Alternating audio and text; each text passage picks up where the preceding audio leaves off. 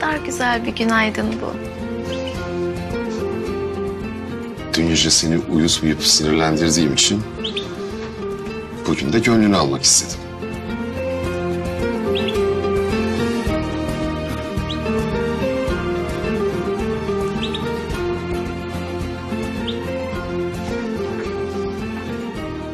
Kızmamıştım ki. Sen sakinleş diye kızıyormuş gibi yaptım. Bak sen. Cık. Ben sakinleşmek istemiyorum ki. Bu heyecanı, bu mutluluğu sonuna kadar yaşayacağım. İzin verirseniz.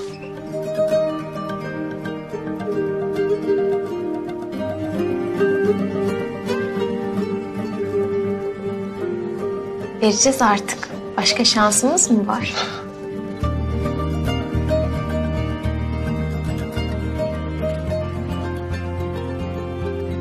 Hadi gel. Nereye?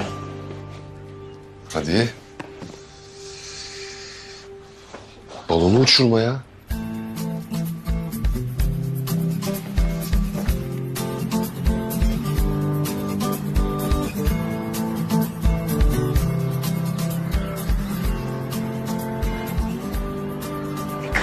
Ne kadar güzeller. Rengarenk, bakar mısın? Tıpkı senin gibi. Hadi bakalım uçuralım balonları. Neden uçuracağız ki balonumu? Çünkü üzerinde sana olan duygum yazıyor. İzin verelim ki ulaştıkları herkese sana olan aşkımı anlatsınlar.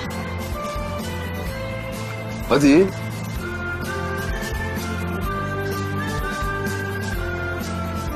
Bir, iki, Üç.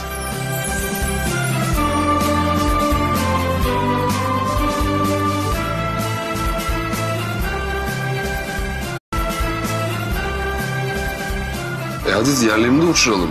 Şimdi o yukarıda yalnız kalmasın.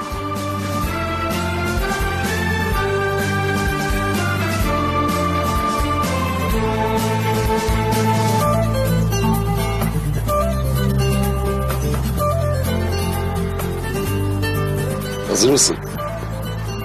Hadi bakalım. Bir, Bir, iki, iki, üç. üç.